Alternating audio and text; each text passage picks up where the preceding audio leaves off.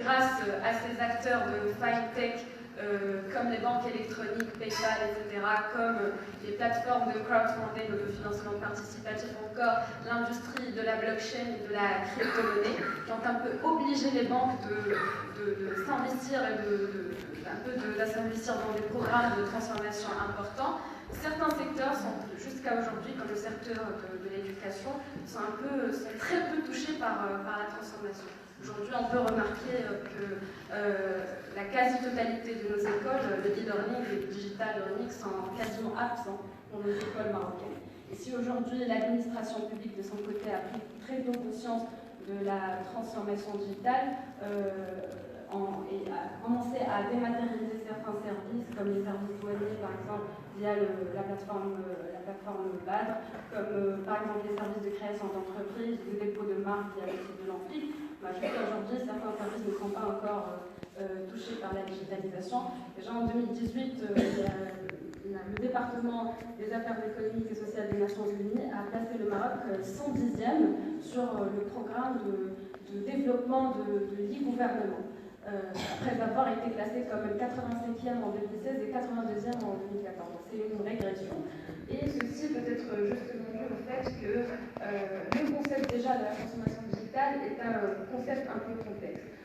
Déjà, la chose la plus importante qu'il faut bien comprendre, c'est que la transformation digitale ne concerne pas uniquement l'usage des nouveaux outils technologiques. Donc, ce n'est pas uniquement lié à la technologie, mais c'est un concept un peu plus profond. Ça concerne l'entreprise dans son ensemble, que ce soit les outils, que ce soit les processus, les flux, les humains, les relations managériales. Et donc, ça impose à l'entreprise un peu de réinventer sa manière de faire et même son business model. Donc, déjà dans les débuts des années 90, on a commencé à créer des sites d'entreprise. Et déjà, dans les débuts des années 2000, on a commencé à installer de gros logiciels développés par les entreprises SS2I pour dématérialiser certaines fonctions support de l'entreprise. Mais jusqu'ici, on ne parle toujours pas de transformation digitale.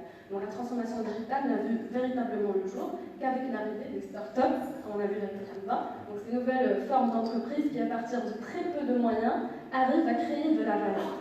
Et leur secret, c'est justement la créativité, c'est leur nouveau mode de pensée, c'est leur mindset, c'est leur capacité à changer un peu, à s'adapter, à changer la manière de produire, de consommer, de communiquer, à l'instar justement des GAFA, Google, Apple, Facebook et Amazon.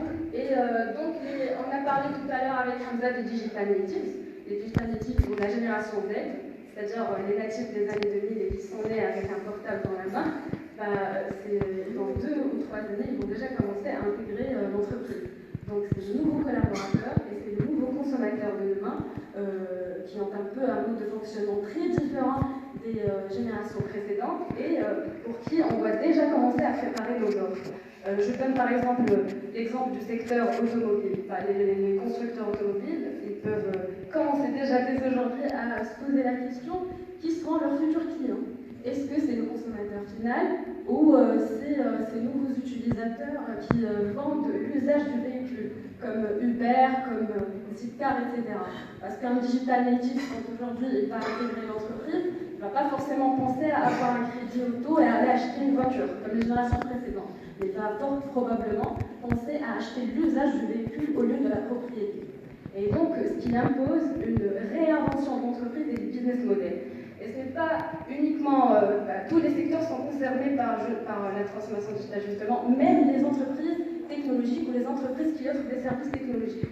On peut remarquer qu'aujourd'hui, avec cette concurrence acharnée des startups, on a remarqué qu'il y a une tendance vers, par exemple, les services freemium ou les packs freemium. C'est-à-dire que l'entreprise n'est plus obligée aujourd'hui d'acheter la propriété du système d'information, mais il suffit d'acheter l'utilisation ou de payer à l'utilisation. Et ça aussi, c'est une opportunité d'activité pour les startups, pour ces jeunes entreprises qui peuvent aujourd'hui facilement pénétrer un nouveau marché. Il suffit de proposer une offre compétitive, ne serait-ce qu'au prix des coûts. Je donnerai par exemple l'exemple d'une plateforme marocaine, une startup marocaine, Joli.ma, je ne sais pas si vous connaissez. Donc c'est une plateforme de recrutement, je fais un peu la pub, comportement prédictif. Donc c'est une plateforme qui propose aux entreprises de les accompagner dans leur démarche de recrutement en se basant sur la technologie du Big Data. Donc ça permet d'un peu d'utiliser les données des profils pour voir s'ils sont très adaptés avec l'offre de l'entreprise. Et ça permet aussi à l'entreprise de prédire de futurs besoins en RH en utilisant leur patrimoine de données. Et aujourd'hui, la donnée, comme a dit Hamza, je reviens parce que j'ai cité à sa présentation, donc la donnée, c'est aujourd'hui l'un des patrimoines les plus importants de l'entreprise et plus important même que le capital humain. Le capital donné, c'est aujourd'hui très important. Donc c'est autant d'opportunités pour l'entreprise, que ce soit une grande entreprise, que ce soit une PME, que ce soit une start-up, une jeune entreprise. D'abord, ça permet de fidéliser le client et de gagner sa confiance, déjà avec ces outils de big data et d'analyse de données qui permettent un peu de prédire le comportement des consommateurs et de voir quels sont leurs besoins, leurs exigences et dans le temps, c'est-à-dire de prédire même quel sera son futur besoin, ce qui permet d'offrir une offre qui répond un peu à ce besoin et qui permettent aussi de fidéliser les clients, comme les outils, comme les réseaux sociaux, etc., qui permettent la fidélisation et qui permettent à l'entreprise de rester en contact avec les clients. Ça permet aussi la technologie de réduire les coûts, de gagner en temps. Je donne encore l'exemple de l'industrie automobile parce que je suis très proche un peu de cette industrie.